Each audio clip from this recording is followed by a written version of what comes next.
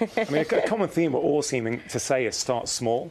Yeah. And I think if that's all people take from this conversation, start small. For most people, joining the gym at this time of year is very controversial to say this, probably the worst thing they can do, because we know that after a week or two, your motivation and your willpower runs out.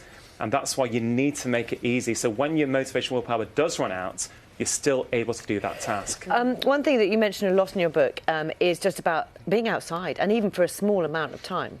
Yeah, absolutely. You know, we know that being outside, being in nature, is so profound. It lowers levels of the stress hormone cortisol, it improves your psychological well-being, your emotional well-being. And I give a little case study in the book of this young tech worker, 22-year-old chap, who, you know, he thinks nature's for, like, older people, and, like, it's a bit boring, that. So I had to use nature in a way that works for him. And what he used is he downloaded the sounds of nature on one of the streaming apps.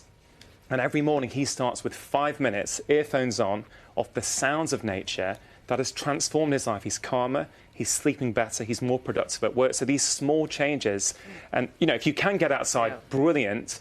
But, you know, what I really tried hard with my book, Fueled by Ocean 5, is to give people options so they can choose the ones that work for them. That's why you've got to start small, because it's the only way to make it work in the long term.